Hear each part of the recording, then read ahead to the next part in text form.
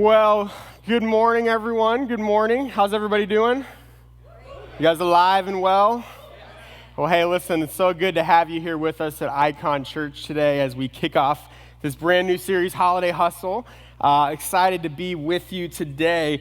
And I thought, that's such a fitting title, isn't it, for this time of the year? It just feels like a holiday hustle sometimes, doesn't it? I mean, whether you like it or not, we are full throttle in the Christmas frenzy right now, okay? I mean, everywhere we go and everywhere we look, it is like Christmas threw up on San Marcos, right? It's just everywhere, right? And some of you are really excited about that. Others of you are like, I just can't wait for January to be here, okay? And that's okay either way. But it's funny because, we go to the stores and we see Christmas decorations, and there's Christmas sales, and we drive, and there's Christmas lights everywhere, and there's music, and there's Christmas hot chocolate. There's all of these things, and we can't escape the holidays, and we are full throttle in what I would call the holiday hustle. And with the holiday hustle, the interesting thing is for many of us, there comes a lot of additional pressures and stresses this time of year. And it comes and fleshes out in all different areas of our life. In fact, for many of us, those pressures and those stresses flesh out in this, our piggy banks, right? I don't know if you guys have felt the pressure of finances, but I know for a lot of us, you're in this boat because this is the time of the year where you have more presents to purchase, right? You have more gifts you have to buy, and your kids, they don't like the toys that you grew up with, right? They like the expensive toys, right? Like they want the $400 headphones. They want the Xbox One or whatever it is. Their goal is to get every last penny that you have in your little piggy bank and translate that to a gift under the tree for them, right? Like there's pressure with gifts. And just to kind of get a pulse in the room, just to see where we're at as a church here, to see how holy we are. How many of you in the room are completely done with your Christmas shopping by a show of hands? Completely done? All right, wait, hi, okay. These are the overachievers in the room, okay, so we can see these guys. All right, now let's look at the other end of the spectrum. How many of you guys have not yet even started Christmas shopping? You forgot it was Christmas. Thank you. You are my people, okay? I'm with you, all right? I'll be honest, I am a very terrible gift giver, okay? I just am. My wife, she'll ask me like, hey, what do you think we should get, this person or this couple? We got to get them a gift. And my answer for everything is we should get them a gift card, right? Which I love. I'm all about gift cards, but apparently gift cards are really impersonal, right? Like apparently, and again, this isn't my opinion, but this is what people tell me, that apparently giving a gift card is like saying to someone, hey, I think you're pretty cool, just not cool enough for me to actually get to know you well enough to buy you a real gift, right? Like so instead, I'm giving you this gift card, which is really the gift of you having to go to the store and wait in long lines yourself, okay? So Merry Christmas to you and Happy New Year, right? Like that's kind of how that goes. But I'm learning, I'm trying to get better. In fact, I just recently learned that you should never give gift cards to a couple. And the way that I learned this is my parents they brought us our Christmas gifts early because we're not going to be able to be home for the holidays this year. And one of the gifts that they gave us, my wife and I, was a gift card to Amazon, which I thought was awesome. I thought this is a great gift. But I quickly discovered why you should never give a gift card to a couple, okay? Because as I am on the computer and I'm searching for all these amazing things that I can now buy with this gift card, my wife, she kind of walks in the room and she sees what's happening and she gives me the look, right?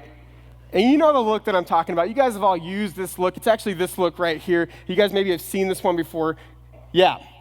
The look that is, when you look at them, you text this to all your friends. This is the look you give, and the look that she gave me when you say like, oh, Steve, that's funny. You didn't really think you had any say on how we were going to spend that money, did you? Like, that's cute. Like, you didn't think you really were going to be able to have any say whatsoever in how we spend this gift card.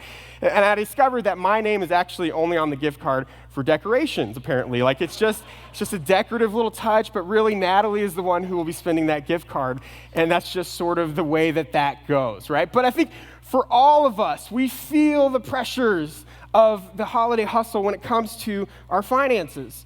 Or maybe for you, it's this one. It's when it comes to your families, right? Because this is the time of the year where we travel to our family's house, and or maybe they come to you and you bust out the extra sheets and pillow, and this is the time of the year where you get this out. You get out the air mattress so they have somewhere to sleep. In fact, some of you in the room will be on the air mattress this year, and I just want to say I'm sorry. Like I get it, because what will inevitably happen is you're probably going to wake up at about, I'd say maybe like 3:30 in the morning to a deflated air mattress, and you will contemplate if life is worth it.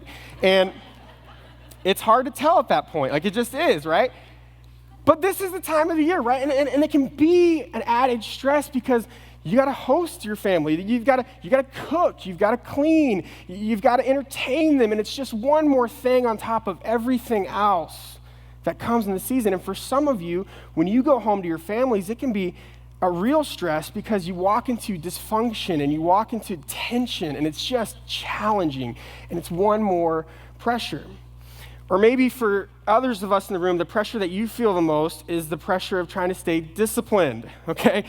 This is the time of the year when we try to avoid these things, right? Like, the last thing we want to see is a scale because it's so hard to stay disciplined with our health and with, eating right and exercising. Like I don't know about you, maybe I'm the only one, but it seems like between Thanksgiving and New Year's, I just live in a constant state of disappointment in myself, right? It's like, why did I eat all those cookies again? I just feel guilty. I mean, don't get me wrong, not guilty enough to actually change anything. I'm still, it is Christmas, 'tis the season, right? But I feel bad about it, and my wife, she's pregnant, and so I can use that as an excuse and why I'm gaining a little bit of extra weight. But I try to avoid this because it's so hard, because every time you walk past the break room, you see that plate full of Christmas cookies that just always seems to have an infinite supply of Christmas cookies, right? And there's that temptation there, and you just feel the pressure. And it's just one more thing. Or, for others of us, I think this is one probably all of us can relate to, the pressure of our time, right? Because as if we weren't busy enough as it already was, the holidays just seem to bring all sorts of things that just fills up our schedules, right? We all have holiday parties to go to, and your office doesn't just have one holiday party, they have 7, and you have to be at all of them, right? And you're seriously, another white elephant gift exchange. Okay, here we go, right? There's stuff to do. You have more to-dos. You have to go shopping. Your kids have things they have to be at. They have parties, and they have Christmas plays. And you look at your calendar, and it can just feel overwhelming. See, because the holidays, they tend to bring all of these extra pressures and all of these extra stresses, and it just tends to amplify a lot of what we're already feeling. And if we're not careful, the holidays can leave us in holidays. Do you see what I did there? Right? You guys, you're with me, right? You're just kind of dazed, and you just find yourself sort of just going through the motions, just trying to get through to the next thing.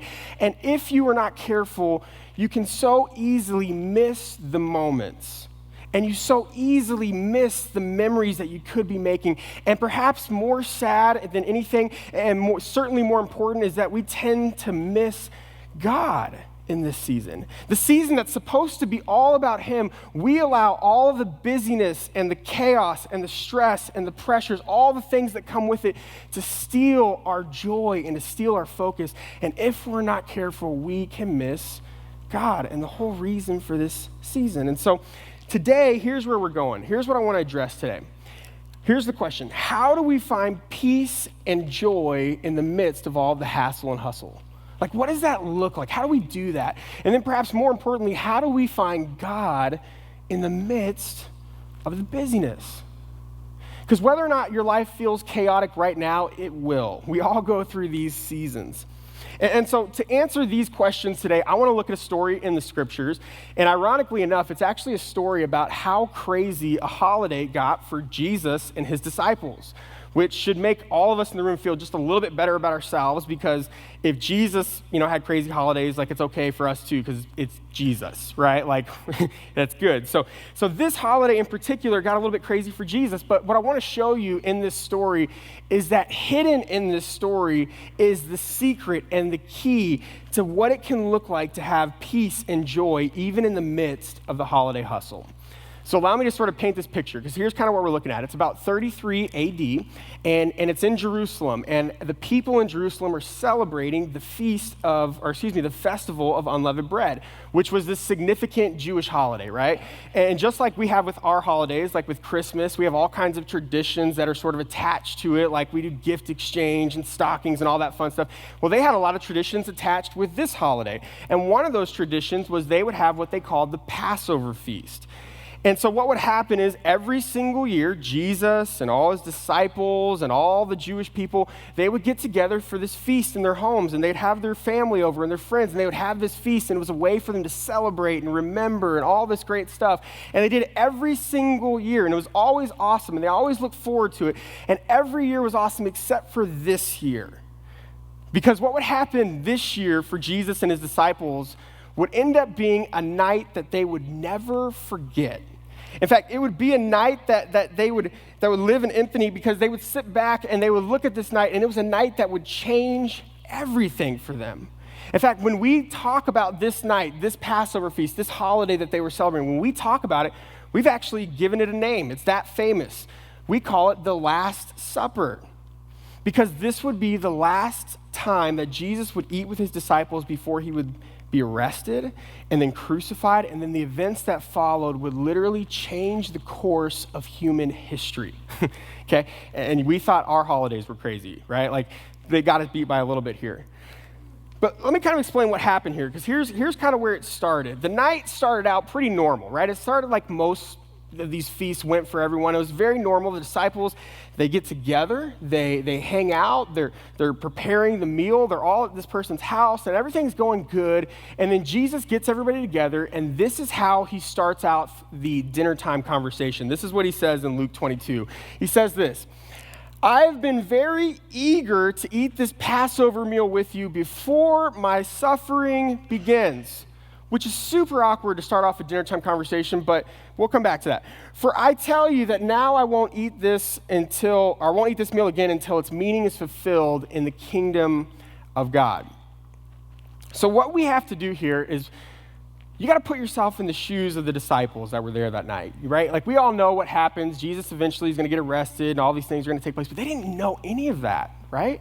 So for them, they're expecting to have just kind of this nice holiday meal like they have every other year. They're expecting it to be just kind of normal and fun, and everything's great. And all of a sudden, they're sitting at the table and they're hanging out, and then Jesus kicks off the conversation by saying, "Hey guys, I'm about to suffer." Okay? And if you're a disciple, you're sitting there and you're thinking, what are you talking about? Like, Jesus, what do you mean you're going to suffer? Like, we're trying to have the Passover. Like, just stop. Like, what are you doing? Like, they don't know what he's talking about. And so at the very beginning of this holiday meal, the disciples are already a little bit confused, right? I mean, it's confused. Like, what do you mean? Well, then a few minutes goes by, and it says that, right as the meal was being served, Jesus gets up from the table kind of a little bit abruptly, and it says he takes off his robe, and he gets down on his knees, and it says he grabs one of the disciples' feet, and he starts washing their feet, which I think we can all agree is super weird, right? Like, who does that, right? Even the disciples that were there that night, they thought it was super weird. Like, they're sitting there, Jesus gets down and grabs one of their feet. They're like, Jesus, get off of me, stop it. What are you doing right now, right? Like don't do that, even in their day. And it was a common practice in their day to wash people's feet, sure, but certainly not for someone of Jesus' stature, not for someone of his position. I mean, it was super weird, and the disciples, they're weirded out. In fact, one of them is like, stand up, stop, like, let me wash your feet. This is super weird. And the night turns from being kind of confusing to going to be kind of weird, right? And so the night continues. And they're sitting there, and they're talking, and there's obviously tension in the room as they're talking, because it says that as they were talking, things kind of took a turn south. And it says this is what happened with the disciples, next verse. It says, "Then they began to argue amongst themselves about who would be the greatest among them." Okay, sound a little familiar. It sounds kind of like your Christmas meals, right? Like, everything starts off all nice, and everybody's happy and polite, and then all of a sudden there's always that one person in your family, right? The one person that's got to, like, throw in that line and toss the grenade on the dinner table, and all of a sudden it sets this person off, and then they get mad, and all of a sudden there's arguing, and there's tension. And it says here that the scriptures actually say that the arguing escalated to the point where Jesus himself has to intervene, right? So it started out as this nice meal. It starts, and then it goes to be kind of confusing. Then it's kind of weird. Now there's tension, and there's arguing, and there's combativeness. There's all of these things, and the night is just getting started. And so Jesus, he jumps in and he apparently wants to change his subject like you would do. And so he decides, I'm going to change his subject by dropping a bomb on the disciples. And it says that Jesus said this. So this is how he changes the subject in the next verse, 13:21. Now Jesus was deeply troubled and he exclaimed, I tell you the truth, one of you will betray me. Okay, now, again, if you are a disciple, you have to understand how shocking of a statement this would be. Because you have to understand the disciples, they're Jesus' closest earthly friends. I mean, they've spent the last 3 years following Jesus, eating with Jesus, going everywhere he went, trying to live and become like Jesus. I mean, they've dropped everything to follow this guy. And all of a sudden, they're eating this holiday meal, and Jesus looks at him and says, hey, by the way, one of you is a fraud. Okay? You're looking at Jesus, you're saying, what are you talking about? Like, where is this coming from? We would never betray you, Jesus. Like, we're your best friends. Like, we've dropped everything to be here. And if you're a disciple, you start to look around the room and suddenly you're not sure who you can trust and who you can't trust, right? You're thinking, what is going on? And so they did exactly what you or I would do. They said, Jesus, listen, you've got this all wrong. Like, we would never betray you. Who amongst us would betray you, Jesus? Who would betray you? To which Jesus has an answer for, and he says this in the next verse here. He says, it is the one to whom I give the bread I dip in the bowl. And when he had dipped it, he gave it to Judas, son of Simon Iscariot. And so essentially what Jesus does here is he basically calls Judas out in front of everybody. He says, okay, who amongst us? It's Judas, right? And the scriptures say that Judas takes the bread. He actually storms out, right? Which if you're left in the room, you're thinking, what the heck is happening tonight? Like, what is going on? Like, all of a sudden it's kind of confusing, then it's weird, and then we're fighting, and all of a sudden one of our disciples is betraying someone, and Jesus is supposed to suffer, and now he's storming out. Like, what is happening? And so Peter, one of the disciples, he does what Peter does. He says, listen, Jesus, I don't know what's going on here. This is all kind of crazy. I don't know what's happening. I don't know what's up with Judas. I thought he was my friend. I'm not really sure. But here, I'll follow you to the ends of the earth. Like, I would never betray you, Jesus. Like, I'm with you. I'd never deny you. To which Jesus looks back and it says, yeah, okay, Peter, you're going to deny me 3 times tonight. Right? I mean, just calls him out. And we have to pause here because you have to feel the gravity of this night. Because all of a sudden, if you're a disciple, everything you thought you knew is beginning to come into question. Everything that you thought you believed all of a sudden feels like it's coming unraveled. Because this is a picture of a group of disciples who they don't know what to think anymore, right? I mean, everything they thought they knew, it's all coming unraveled. And they thought that Jesus was supposed to be the Messiah and he's supposed to overthrow, the Roman government. He's supposed to be the new king. I mean, that's why they're following him. And all of a sudden he's talking about suffering. Like, Jesus, you can't suffer. You're supposed to be the king. I thought I could trust my friends, but maybe they're not my friends. And it feels chaotic. And we have a picture of a group of disciples who all were afraid and they're scared and they're confused, and there's tension, and there's finger pointing, and it's a group of people who've maybe started to lose hope. All but one of the disciples. Because in the middle of all that, there's one disciple who had a different response, a disciple named John. And in the midst of all of the confusion and chaos that took place that night, it's really interesting where we find John. And it's tucked away in the middle of this passage, and this is where we find John. It says, now there was leaning on Jesus' chest one of the disciples whom Jesus loved, John. See, I love this. You got to see this picture. That in the middle of the weirdness and the confusion and the arguing and the tension and all of the chaos that's kind of swirling around, in the middle of all those things that's happening that night, where do we find John? We find John leaning on the chest of Jesus, listening to the very heartbeat of God.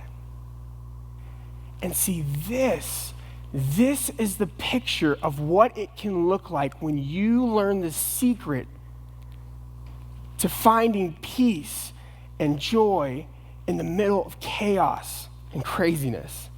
See, John understood something that the other disciples had missed. He understood a secret to staying connected to Jesus in the middle of everything going on around him that everyone else had missed.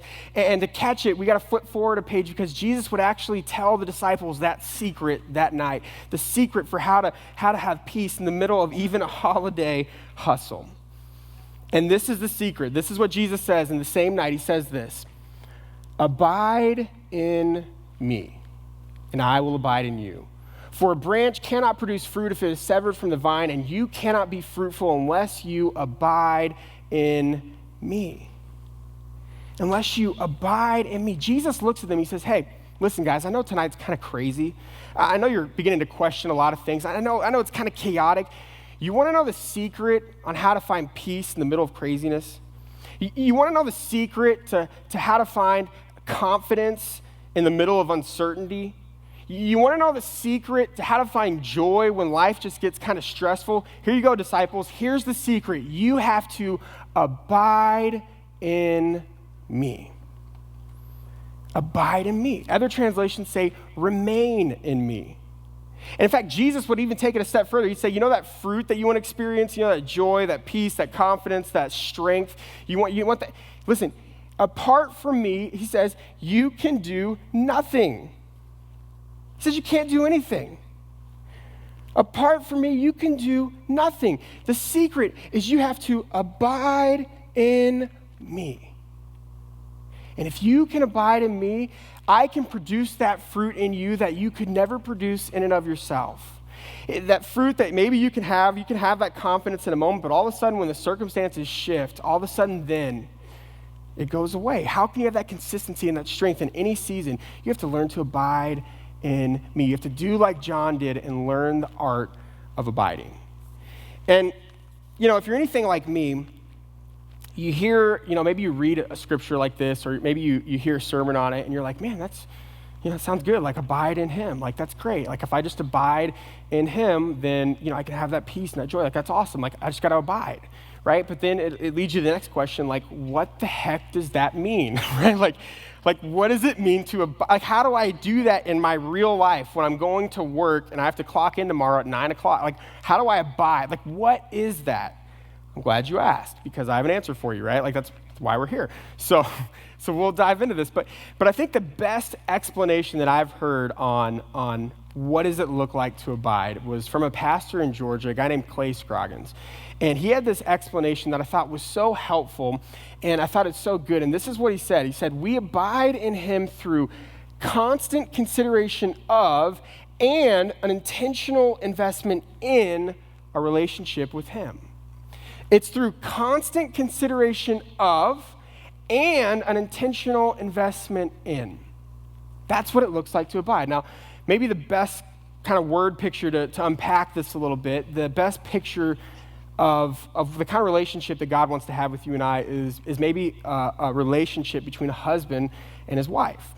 And granted, none of us have a perfect marriage. We're all trying to figure this out, but this is a picture that God gives us of what that relationship can look like. And I know for me, the longer that I'm married to Natalie, the more it seems like subtly the way that I think and the way that I process and the way that I make decisions has sort of shifted.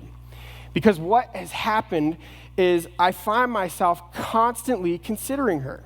Because that's what you do when you're married. You constantly consider the other person. Like, that's just what you do. In fact, it just happens all the time. It's this subtle way that it just shifts your thinking. And it's not in huge things. Like my friends, they'll ask me like, hey, do you want to go play basketball on Friday night? Well, what's the first thing I do? I consider Natalie. I think, okay, how would this affect us? Right? Like, how would this affect her? Did we have plans already? Is that if I say yes to this, am I saying no to her? Like, does she need me home at a certain time? Like, how would this affect her? I constantly consider her. Even in little things, a buddy will say, hey, can you give me a ride home from work? Well, what's the first filter that I run it through? I constantly consider Natalie. And I think, okay, how would this affect us? how would this affect her? You know, like is she expecting me to do something at a certain time? Like, would this mess anything up? And it's not like I'm asking for permission, but it's a filter that I run it through. I constantly consider Natalie, because that constant consideration is what brings the consistency and the depth to that relationship. But at the same time, I don't know if you realize this, but constant consideration is not very romantic, okay? Like, Natalie does not like stay up at night dreaming about how much I constantly consider her. No, what does she want? She wants the intentional investment in. Like, that's what she's looking for. She wants the date nights, right? She wants me to come home and do the dishes. She wants to feel appreciated. She wants me to buy her gifts, which in my case means I'm buying her a gift card, because apparently that's all I know how to do, right? Like, that's what she wants. She wants the intentional investment in, because the intentional investment, that's what creates the spark in the relationship. That's what creates the romance in the relationship. That's what creates the passion, right? It's the intentional investment in. But see, the truth is that when it comes to our relationships, you can't really have one without the other. Because if I never consider Natalie, then the dates are kind of useless, right? But if I never have the date, then there's no spark and there's no passion. So you have to have both and. You have to have intentional investment and constant consideration. And see, this is what it looks like to abide in him. It's both. It's constant consideration and intentional investment. It's constant consideration where you say, okay, God, in every situation, in every scenario I'm in, how would this affect my relationship with you, God? Like, in this situation, like, is this how you would want me to live? In this situation, is this how you would want me to respond in this moment? It's a filter that I begin to run my decisions through, because I constantly consider him. And what we try to do is we try to develop the habit of constantly considering until it becomes a filter that we can't make a decision without thinking of him first. We constantly consider. And then we intentionally invest. See, this is why people wake up and first thing in the morning, they spend a few minutes praying. This is why people on their way to work, they turn down the radio for their few-minute drive to work so they can just have some time where they talk to God, just them and God, tell them about their day. This is why people say, you know what, I'm going to come to church each and every single week, because this is a way that I can invest in my relationship with him, and I can grow and get to know him and constantly consider and invest in my relationship with him. This is the same reason why people say, I'm going to read the scriptures and get in the word, because I want to hide God's word in my heart. I want to know his word because I want to abide in him. See, this is what it means to abide. This is what it looks like to remain in him. And if you can learn the art of abiding, the scriptures promise that we can begin to draw on his power, because we're staying connected to him. And it says you can begin to draw on his power, and he can begin to produce those fruits in your life. And he'll begin to actually infuse you with strength that you could never have produced or manufactured in and of yourself. And if you can learn to abide in him, you can find peace in the middle of turmoil. You can find confidence in the middle of what seems so uncertain. You can find joy in the middle of what seems like a stressful situation because of all the stuff in our lives, if we can abide. Because we've learned to stay connected to our source. We've learned the secret to abiding. The secret to finding joy no matter the circumstance. So as we close this week, here's the question that I want to ask you guys.